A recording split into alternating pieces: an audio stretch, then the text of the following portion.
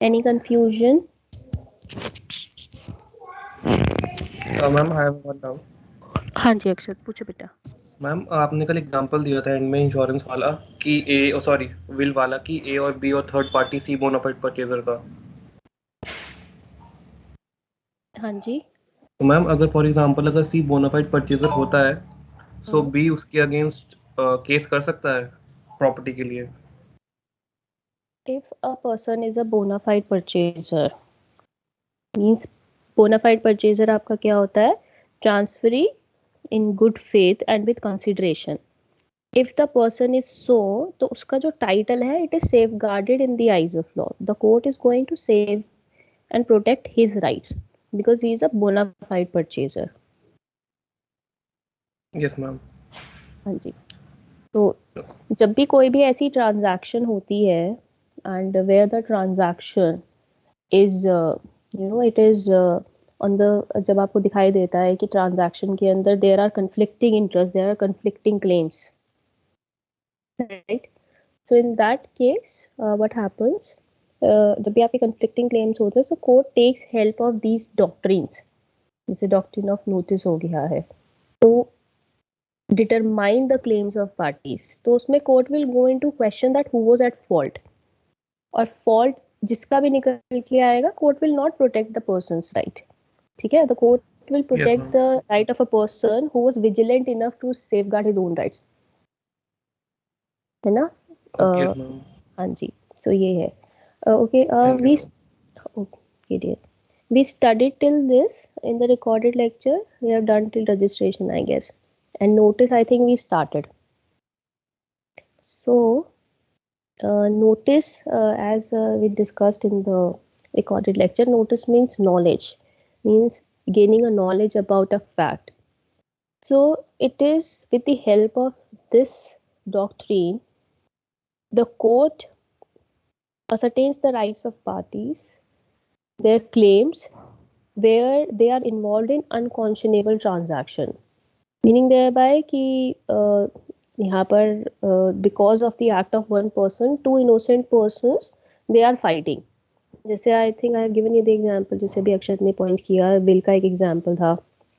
Father ने daughter सन के नाम पे विल बना दी विद क्या मेंशन किया कि डॉटर के लिए ही इज गोइंग टू पे 5,000 rupees per month, and if he wants to sell out the property then he has to make an alternative arrangement for her, but instead of making an alternative arrangement he sold the property to another person. ठीक है, and here what we'll see that the purchaser, whether he had knowledge about the claim, about the right of D over the property or not. D का क्या right था? It was a kind of a charge. D का एक D के favour में there was a charge on the property. क्या charge था? Extend of 5,000 per month. अगर इस तरीके का कोई ऑल्टरनेटिव मीन्स वो बना देता अपनी सिस्टर के लिए, then in that case she would not have gone against the property, but he did not made any provisions for her, sold the property to a third party, say X. Here we'll see that who was at fault. Was it X? X was responsible because he did not made sufficient inquiries about the rights of D. He did not make sufficient inquiries that whether there is any other charge over the property or not. So we'll see whether X, whether he was a bona fide purchaser or not. He acted in good faith. Had he had the knowledge about D's right over the property, daughter's right over the property, it means he is not acting bona fide. He is not acting in good faith. He was aware about the right which D had in the property, लेकिन उसने क्या किया? He bought the property. So here the court is not going to protect his right, the court will protect D's right. But where it can be shown that the purchaser, that is X, he was not aware about the right. There was no knowledge. उसको पता ही नहीं था. There was no notice. There was no knowledge of D's right over the property when he concluded the contract. So in this case, the court will protect the right of bona fide purchaser. because he's a bona fide purchaser without any notice and with consideration. So because of this reason, his rights will be protected and D will not be able to enforce her claim against the property which is in hands of X. Now what can she do? She may file a case against X, against her brother, for claiming the maintenance. So this will be the remedy which is available to D. In case X was a bona fide purchaser without notice, without knowledge. Understood? So why this concept of notice is important or knowledge is important? Because if you seem to have knowledge about a particular fact, you cannot ignore it. And if you have chosen to ignore it, the court cannot take your side. Simple as this. समझ रहे हो ना? मुझे एक चीज के बारे में पता होना चाहिए. I should have known about this thing, but I do not know this. But I should have known about this. I ought to have known about this, but I did not know this. But court is going to impute notice and knowledge upon me कि भाई तुम्हें पता होना चाहिए था. If you are a reasonable and prudent person, you must have knowledge about this thing. And if you have not the knowledge, it means you have chosen not to know. Simple as that. So notice is the knowledge, and there are three types of notice which we are going to study: actual notice, constructive, or it is also known as implied notice, and notice to agent. Notice to agent is part of constructive notice, but we'll study it as a different head for more clarity. So these are the notice we are going to study. The first one is actual notice. Actual notice, like I have stated, it is actual knowledge. Matlab, it must be shown that a person actually knew about it. Has to be definite information. It must not be something which is obtained from from rumors or statements or casual comments. It must be obtained by the person who is claiming to know this fact. So knowledge or notice, it must be definite. It should not be hearsay. It should be with respect to the transaction in question. It must not be general. It must not be irrelevant to the transaction. And knowledge of the stranger is of no importance. It will not be termed as notice of the transaction. Let me give you an example. See, just taking for example, Ashika is having a property. Okay? And I want to buy the property. Right? On the other hand, Akash is friend of Ashika as well as mine. So Akash ने good faith में मुझे क्या inform किया है कि the property you are going to buy from Ashika, it is a mortgage property. Just taking for example that it is a mortgage property, it is kept as a security with the so and so person. So this is something. It is not an actual knowledge. It is a knowledge which I have gained from a stranger to the transaction. Stranger to the transaction and not stranger altogether. ये नहीं है कि आपने किसी से सड़क पे जा रहे हो और किसी ने आपको कुछ बता दिया. This is not what I meant by stranger. I meant stranger to the transaction. So stranger to the transaction से अगर कोई भी आपको information मिली है, it will not be considered as an actual knowledge. ठीक है? On the other hand, if Ashika would have informed this thing to me straight away, कि this property which you want to buy, my property is a mortgage property.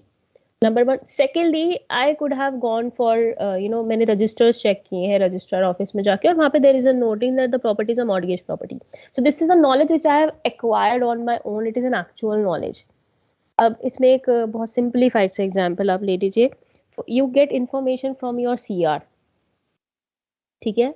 The information you are getting from your CR and the information you are getting from the notice issued by the college.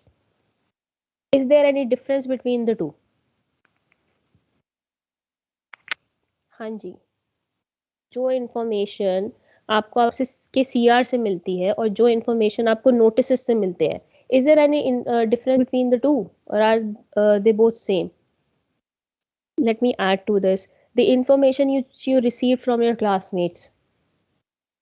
इन तीनों में से मुझे बताओ which is the actual knowledge? Students, Ma'am, by college Notice notice. by college. By college notice, you receive an actual knowledge, isn't it? The knowledge received from CR, the class representative, is it actual knowledge or is it a hearsay or is it a rumor or is it indefinite information?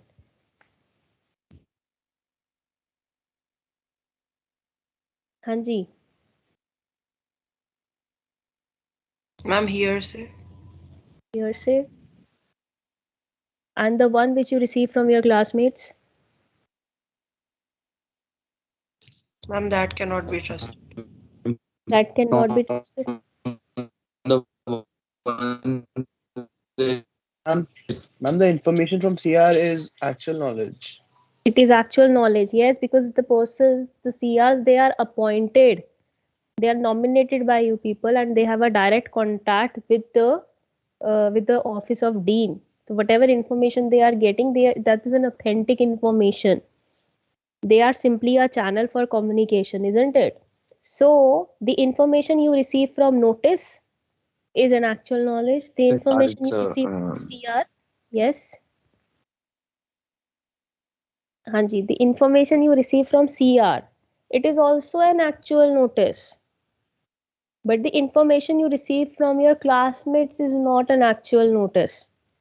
वो actual knowledge नहीं है.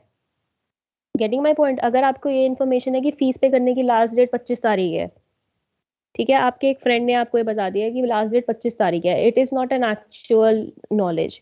On the other hand, you have seen it on the notice board कि the last date for submission of fees is 25th. That is an actual knowledge. Secondly, you have received an information from your CR ki dear classmates, the last date for payment of fees is this and this. This is also an actual knowledge. Getting my point? Similarly, let's go to the case where Ashika and I were into a transaction and Akash has informed me something about this.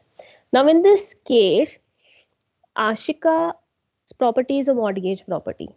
Okay? Now, she informing me about the encumbrance on her property, it is an actual knowledge attained by me. On the other hand, जब मैं जाकर के और registration documents देखती हूँ,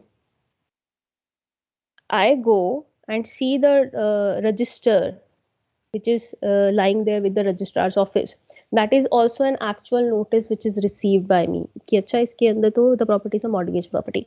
That is also an actual notice.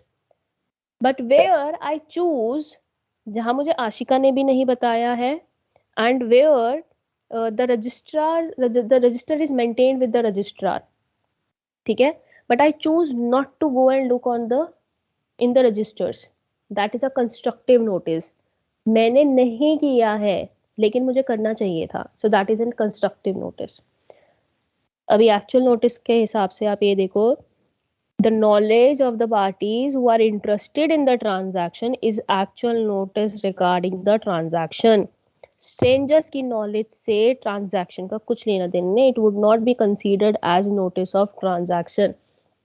Ashika sold her property to Akash. Now she wants to sell her property again to me. ठीक है, actual notice यहाँ पर किसको होगा? Ashika knows that she has sold her property to Akash. Akash knows that he has bought the property from Ashika.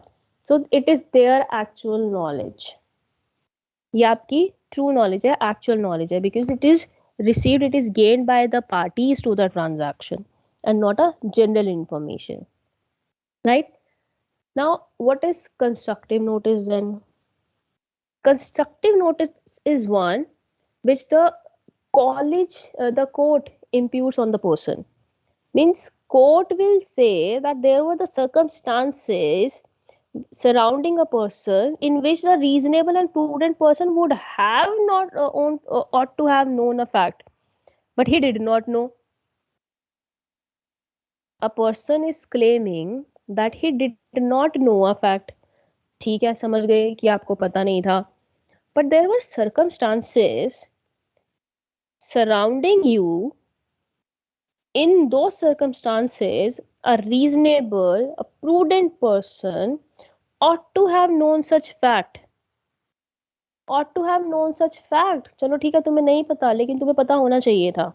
So because of this reason, the court is going to presume that he knew it, that he knew the fact. The court will presume this thing कि भाई तुम्हें पता था, हालांकि बंदे को पता नहीं था. He did not have actual knowledge about it. Because of the circumstances, he should have known those facts. लेकिन उसने नहीं, उसको पता नहीं चला. क्यों नहीं पता चला? उसकी गलती की वजह से पता नहीं चला.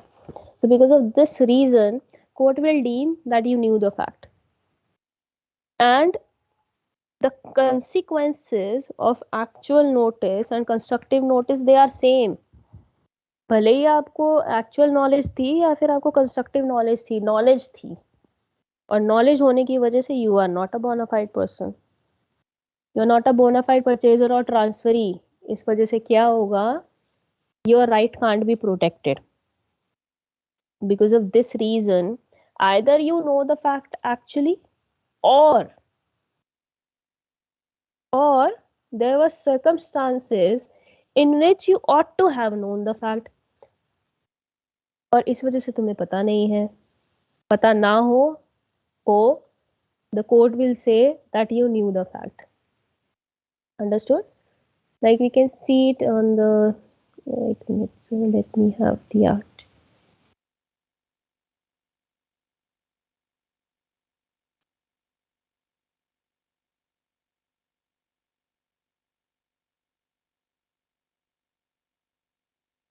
Yes.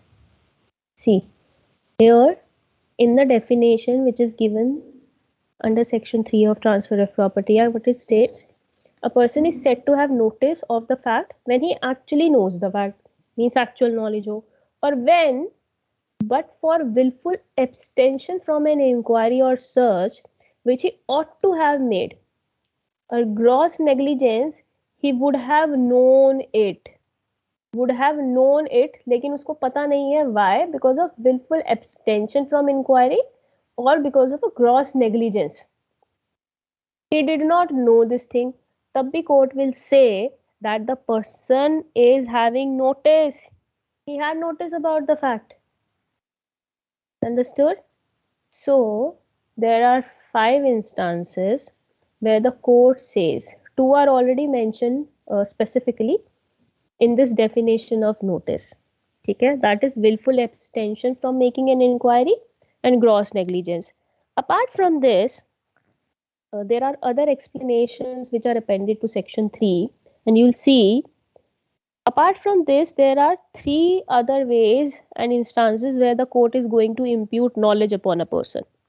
What are those instances? Registration of the document or the transaction, actual possession, and notice to agent. So in 5 instances, the court is going to impute knowledge upon a person. पहला हमारा क्या है? Willful abstention from making an inquiry. Willful abstention from making an inquiry. Meaning thereby that it is not a mere omission that you have omitted to make an inquiry. Here, the abstainment is such that person has not made an inquiry, though there was suspicion, there was a hint, there was a starting point of inquiry that something is not right, and there must be further investigation or probe in the matter in order to reveal the truth, but the person did not do it. So because of this reason, the court is going to impute constructive notice upon the person. So in willful abstention, for taking this plea of willful abstention, what is required to be proved? That there was some starting point of inquiry. Starting point of inquiry कि जहां से आपको एक hint लग जाए कि कुछ ठीक नहीं है, that something is not right. And जहां पर भी आपको इस तरीके का कोई हिंट होएगा, so of course you are going to make further inquiries to know कि कुछ ठीक है या नहीं है, something is wrong. जैसे फॉर एग्जाम्पल एक बहुत छोटा सा एग्जाम्पल ले लो आप अपने घर में, जैसे कि कोई चीज़ अगर आपकी ठीक से काम नहीं कर रही है तो you will try to find out ना, जैसे आपको एक हिंट हो गया the something is not working, so you are going to see that why is it not working, what is the reason behind the same, so you will probe further, you will investigate further. आप criminal cases में ले लो, if there for example there is a crime which has been committed, so you'll go into the reasons, the investigation, who has committed the crime, why he has committed the crime, in what circumstances the crime was committed. Similarly, willful abstention from making an inquiry में what is necessary, there must be some starting point of inquiry. कुछ एक ऐसा hint मिलना चाहिए आपको कि something is not right, there has to be a suspicion which is required to be created in mind of a person. So if a person omits to make an inquiry, he did not or he chose not to make an inquiry, even though he has received or even though there is a starting point of inquiry, we say that he has willfully abstained from making an inquiry. willful abstention आपका क्या होता है? it is here we say that a person is not acting bona fide. He is we can't say that he is merely omitted to make an inquiry, but we say that he chose not to, and a reasonable prudent person would have made the inquiry. So if he had not made the inquiry, he is not acted in bona fide, he has not acted in good faith. So court will impute knowledge upon that person. Let's take one example. There is a person A and he wants to sell his property to B. He sold the property to B. And there was also the title deeds were also transferred. Just a moment.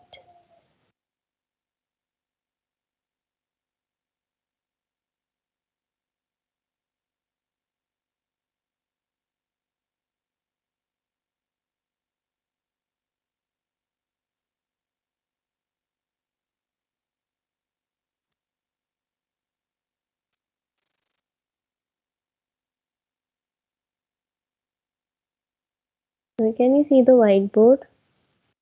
Is it visible?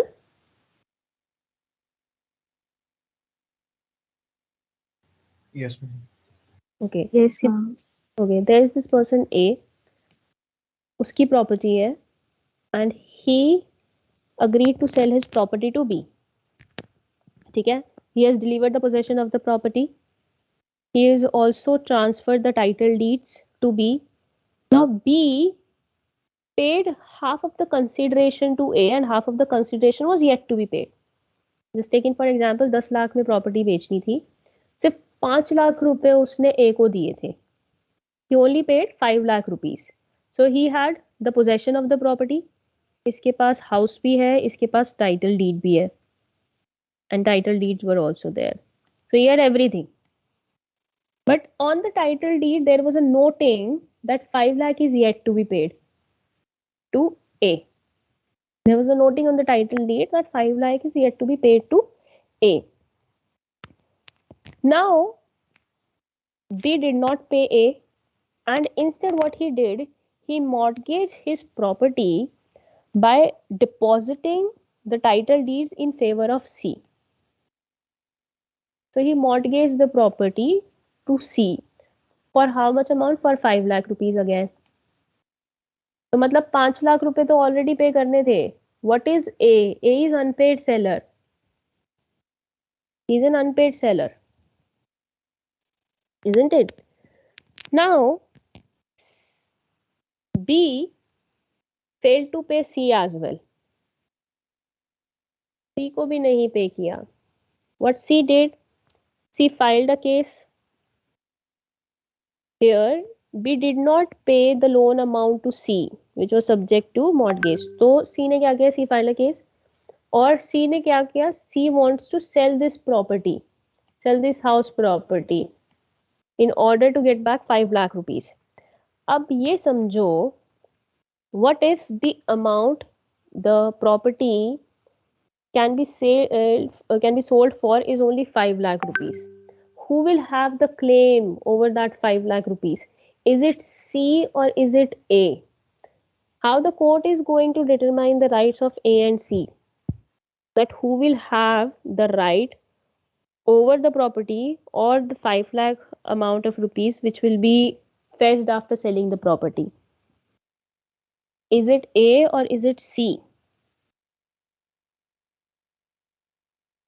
Hanji. How are we going to determine?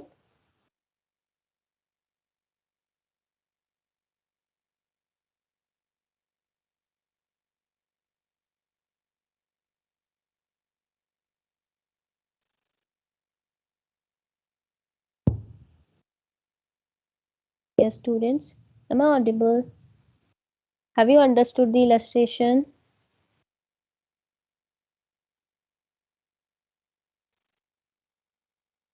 Yes. Have you understood the illustration, students? Yes, ma'am. बच्चों, it's better that you people try to understand it through illustrations and try to be interactive in the class ना, तभी तो आप लोगों को समझ में आएगा. चलो ठीक है, इस केस के अंदर I hope you have understood this thing that he was in possession of the title deeds. ठीक है, and in the title deed there was a noting that 5 lakh rupees is yet to be paid to A.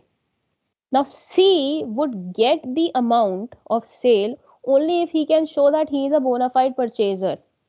Bona fide purchaser without notice of A's claim over the property. अगर वो ये बता सकता है, if he can prove that he had no actual or constructive notice of A's claim over the property, then C will get the amount. But if C is not able to prove this thing, if A can prove that C had knowledge of his claim over the property, then in that case C is not a bona fide transferee, isn't it? इस case के अंदर क्या था? There was a title deeds. Title deeds के ऊपर लिखा हुआ था that the balance of 5 lakh rupees is to be paid to A. And the mortgage, it was actually by deposit of title deed. तो इसका मतलब title deed किसके पास थे? C के पास थे. Had C been a prudent, acted as a reasonable prudent person, he ought to have read or examined the title deeds. And if he failed to do so, he is guilty of gross negligence. ठीक है, क्या है? he is guilty of gross negligence. If he had the title deed, he read the title deed, and after reading कि भाई 5 lakh rupees has to be paid in favor of A, after reading this noting, he did not make inquiry either from B or mainly from A, then in that case he is guilty of willful abstention. आई बात समझ में? Title deeds होने के बावजूद अगर वो ये बोलता है कि मैंने तो टाइटल डीड पढ़े ही नहीं, कि भाई क्यों नहीं पढ़े? You have been negligent. Title deeds होने के बावजूद you are saying that you have not read the title deeds carefully, and if you would have read it, so you would have found वहां पे 5 लाख रुपए भी देने हैं एक बंदे को, तो हो सकता है you could have changed your your view and you would not have given the amount, the mortgage amount or the loan to be, लेकिन आप माने नहीं, आपने पढ़ा ही नहीं है. So you are guilty of gross negligence कि आपने पढ़े ही नहीं है, आपके पास title deed है but you have not read it. On the other hand, if C would have read it और उसके बाद भी उसने further inquiry नहीं की है, इसका मतलब the starting point of inquiry is what? जो वो नोटिंग वहां पे लिखी हुई थी, सी ने उसको पढ़ा but he did not care to ask A about this thing. भाई your name is written as a person in whose favor a claim is pending, है ना? आपको A से पूछना चाहिए था ये चीज कि भाई is there anything which B is yet to pay to you? A वहां पे मना कर देता कि जी कुछ भी नहीं है, उसने तो पे कर दिया है.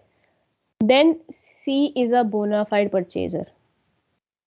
On the other hand, मान लो C ने पढ़ लिया and C made an inquiry from B कि आपको अभी A को 5 लाख रुपए देने हैं, ये बोलता हाँ देने हैं, it means he had inquiry. तो उसके बाद भी अगर इसने अमाउंट इसको दिया, then his right is secondary to the right of A, because it is after gaining knowledge about A's right he has given loan to B. अब मान लो C ने B से पूछा और B ने मना कर दिया, नहीं नहीं ऐसा कुछ भी नहीं है, मैं उसको पे कर चुका हूं, he lied. तो यहाँ पे what is required, C has to make further inquiries from A कि भाई नोटिंग बोल रही है कि A के फेवर में क्लेम है, but B is saying कि नहीं है, so I should get this thing confirmed from A. This would have been how a reasonable, prudent person would have acted. If he did not make further inquiries, he is not entitled to get the relief. Understood? Because he is guilty of willful abstention. He did not make inquiry, though there was a starting point of inquiry. So he got he received a incorrect answer or insufficient answer from B. As a reasonable, prudent person, it is required that he should ask the person whose name is mentioned that he is to be paid money. तो अगर आपने उससे नहीं पूछा, though you were obligated to ask, if you did not ask, then you should suffer.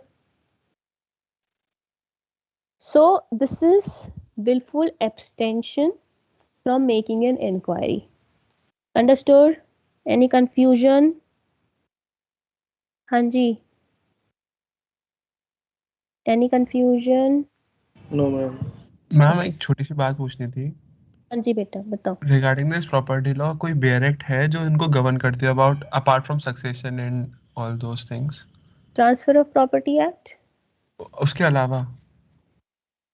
अलावा registration act है, but जहाँ पे आप रूल्स की बात करते हो ना बेटा, transfer of property act is the one which gives you rules for transfer of property.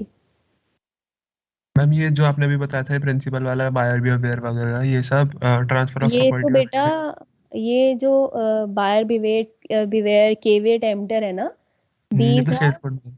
हाँ ये तो आपके कॉमन लॉ प्रिंसिपल्स हैं. दे आर, आपका ट्रांसफर ऑफ प्रॉपर्टी क्या है, जो हमारा एक्ट है, the whole act which we are studying, it is actually based on equity, और law of equity it is given by common law, it is a part of common law. And what are the जो भी हम आपके property- rules हैं. हाँ जी पूछिए. Property transfer में जो स्टैम्प वगैरह या ड्यूटी वगैरह Stamp और Act है. टैक्सेस लगते हैं वो प्रॉपर्टी एक्ट में या फिर अलग कोई है? नहीं, there are many acts which govern the property. ठीक है, तो आपके हर एक्ट अलग है. This TPA it only deals with the rules, certain rules and principles governing the transfer. हमारा रजिस्ट्रेशन एक्ट है, रजिस्ट्रेशन एक्ट में रजिस्ट्रेशन होएगा ट्रांजैक्शन का या डॉक्यूमेंट्स का. ठीक है, you have stamp duty act, Indian stamp duty act है आपका, तो उस एक्ट के अंदर आप स्टैम्प ड्यूटी पे करोगे, वहां से गवर्न होता है कि किस पे स्टैम्प ड्यूटी देना चाहिए और कब देना चाहिए. आपके नोटिफिकेशन सर्कुलर्स आते हैं आपके सर्कल रेट के. ठीक है, वो चीज हो गया आपका. उसके बाद अगर आपकी और भी जैसे ट्रांजैक्शन है प्रॉपर्टी को लेके, जैसे बेनामी ट्रांजैक्शन एक्ट है, prohibition of benami transactions act, तो उसके ऊपर भी आपका ट्रांसफर ऑफ प्रॉपर्टी से डील करता है वो. आपका पेटेंट लॉज है, ट्रेडमार्क एक्ट है, या फिर आपका कॉपीराइट एक्ट है. These are also rights, though they are intangible rights but they are also transferred, तो उसके ऊपर वो एप्लीकेबल होगा. लेकिन जो आपके जनरल प्रिंसिपल्स है ना, वो जनरल प्रिंसिपल्स आपके यहाँ मिलेंगे. Okay ma'am, I was just curious, जैसे कैविएट एम्प्टर तो सेल्स कोड में सेक्शन मेंशन कर रखा था, तो क्योंकि मैम प्रॉपर्टी में तो अधिकतर ऐसे ही बेची जाती है मोस्ट ऑफ द केसेस कि अरे 62 बीघे है और वो होती 60, मतलब एक्चुअल से कम होती है या फिर बहुत सारी बातें होती हैं उसमें. लेकिन मैम ऐसा उसको कभी सेक्शन में कोडेड नहीं किया गया. द बेस्ट ऑफ व्हाट कभी नहीं किया. ये these are the principles, the rules which are underlying the provisions. इनको स्पेसिफिकली आप ये मेंशन नहीं करोगे caveat emptor, but what you will understand कि जो भी एक लॉ बनाया है, जैसे नोटिस से रिलेटेड बना दिया है, अब नोटिस से रिलेटेड उन्होंने 3 लाइंस डाल दी है ट्रांसफर ऑफ प्रॉपर्टी एक्ट में, right. But what was the reason of incorporating this provision in TPA? It was rule of caveat emptor. Okay. ठीक है, it was rule of caveat emptor. इसके बाद आपका एक vigilantibus non dormentibus करके एक maxim भी है Okay, ma'am. है ना. So that maxim is the law protects the right of those who are vigilant about their rights, isn't it? So ये the reason why you people have studied these maxims in the first semester is because you will find beta in every act you will find that these are the principles underlying the provisions. They back the provisions. Similarly, जैसे rule of caveat emptor है, though it has not found a specific mention in TPA, लेकिन आपका TPA it is based on rule of caveat emptor. Buyer beware, आपको पता होना चाहिए आप property खरीद रहे हो. So you should have information, as many information as you can derive from a person from various sources. Derive the information. क्योंकि आपके पैसे लगेंगे उस प्रॉपर्टी को खरीदने में. It is your money which you are going to use for buying the property. ठीक है. So caveat emptor तो बेटा it is a base. Wherever the selling of buying of goods and property is involved, caveat emptor is the base. ठीक है. This is the underlying principle behind every provisions you will find in TPA, you will find in Sales of Goods Act. आया समझ में? Ma'am, I was saying that जैसे section 16 of Sales of Goods Act impliedly conditions वाला it mentions कि buyer be aware वाली thing where the buyer expressly or by implication makes known to the seller. तो वहाँ तो caveat emptor like general derivation आ जाती है कि ये प्रिंसिपल मेंशन किया गया है. ऐसे कहीं टीपीए में मेंशनड है? नहीं ऐसा कुछ mention. Okay ma'am, okay ma'am. हाँ जी ऐसा कुछ मेंशन नहीं है. और अगर आप केवेट उसका सेक्शन 16 भी देखोगे, आई थिंक उसके अंदर उन्होंने वो इम्प्लाइड वारंटी गारंटी इस तरीके का है, इम्प्लाइड कंडीशंस वगैरह मेंशन है उसके अंदर.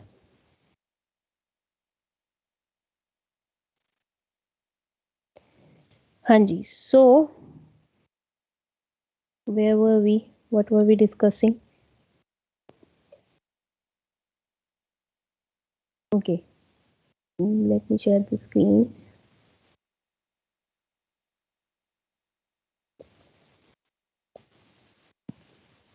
हाँ जी. So next instance in which the court is going to impute constructive notice is gross negligence. Now, gross negligence is not an ordinary negligence. It is so grave कि you cannot relate it to the conduct of an ordinary and reasonable prudent person. आपके हिसाब से एक reasonable person, a person of ordinary prudence, वो ऐसा काम कर ही नहीं सकता. So because of this reason, the court says that the person has acted negligently. He has been guilty of gross negligence, because you cannot relate a conduct which the person has done to the conduct of an ordinary reasonable prudent person. So उस case में the court is going to say that the person has acted negligently. जैसे इस case के अंदर था, the case which we have just discussed, the illustration. C had the title deed, but he cared not to read the contents of title deed. In this case, even having the title deeds in your hand and not reading it, it amounts to gross negligence. Means this negligence is so grave. अरे आपके पास title deeds हैं, read those title deeds. You would have found about the right of a third person or the person in the property, but you did not read it. So it means the person is guilty of gross negligence, and the court do not protect the rights of those who are being negligent. Understood? The person, in order to be a bona fide purchaser, must not have acted negligently. He must act in good faith. Now, what is negligence, or what is reasonable care? That is a question of fact. It will depend upon the facts and circumstances of each case. If the court finds that the person in the given circumstances, he has not acted reasonably, and in good faith the court is going to impute notice upon the person. We have case law on this. When the first case law is Lloyd's Bank versus PF Gosdar and Company. It is not a new case, it is an old case, 1925 का judgment है ये. Now in this case what happened, the court was actually dealing the question of claims between the two banks, and they were defrauded by one person, say X. Now what X did, X was customer of bank A, and for the facility of overdraft he gave title deeds, he deposited title deeds of his house with them. Now what he did on one instance is this, that he requested the bank to hand over the title deeds of house to him on the context that he is going to sell the house and pay the overdraft money. And he also requested the bank not to divulge the information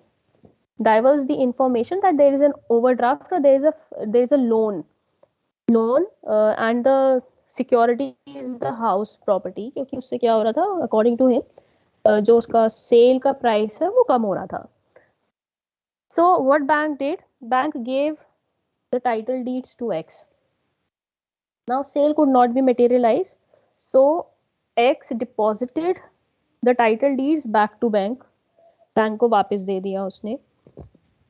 Now on another instance, X again requested the bank to hand him the title deeds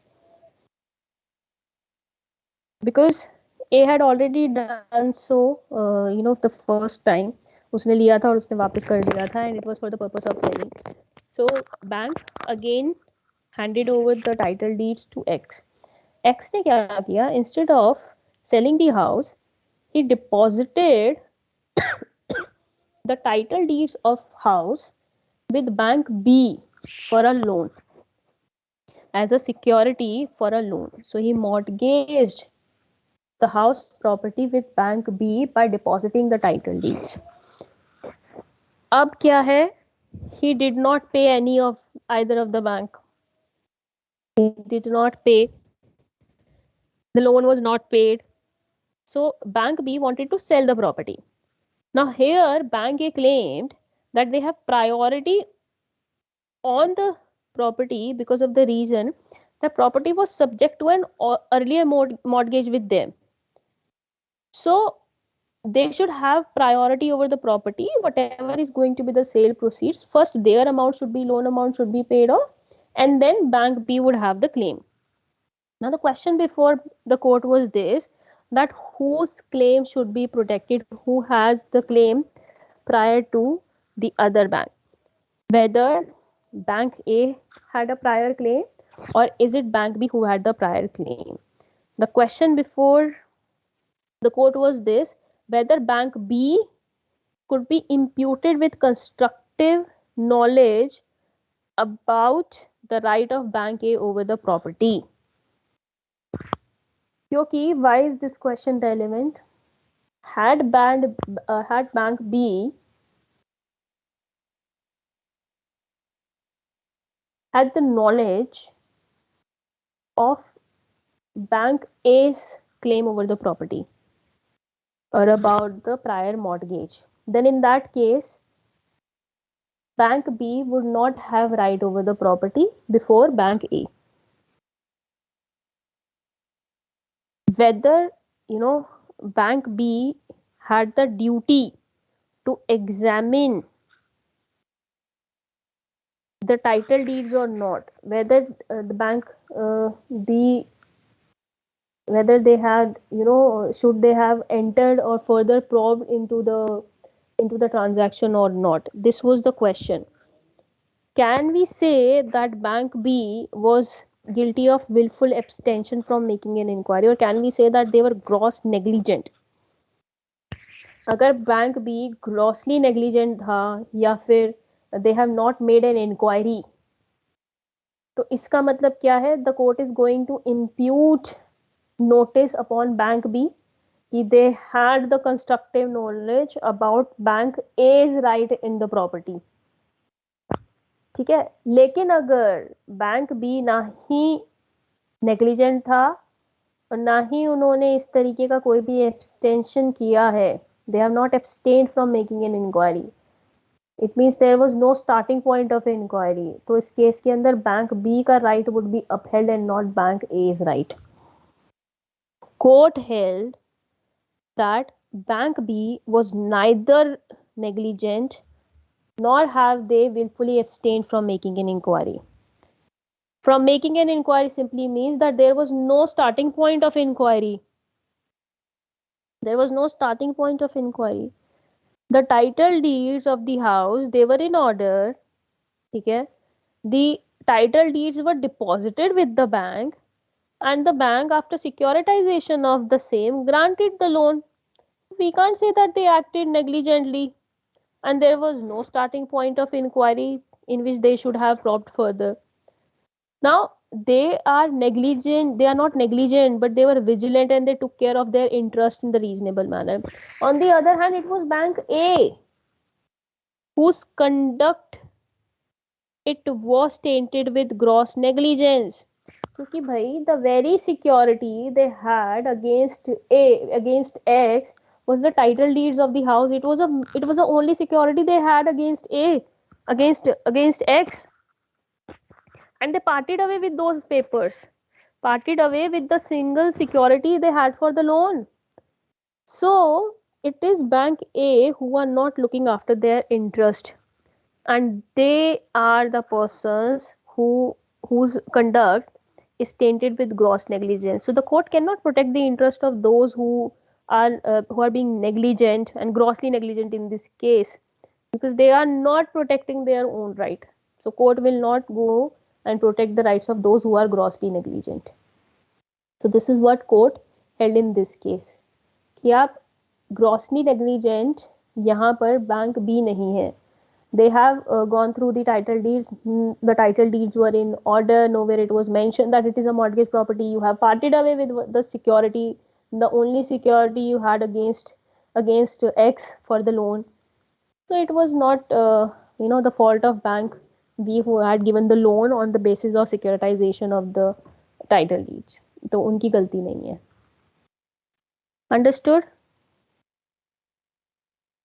Any question? Ma'am, apart from this, एक छोटा सा question I wasn't able to resolve that in my head. Like in sales of goods head under section 2 subclause 3, goods are mentioned that anything that is in a deliverable state, and it nowhere mentioned about movable property or immovable property. Then why we are dealing it in the transfer of property and goods defined है आपके section 27 goods defined है. Yes, ma'am. The sale of goods.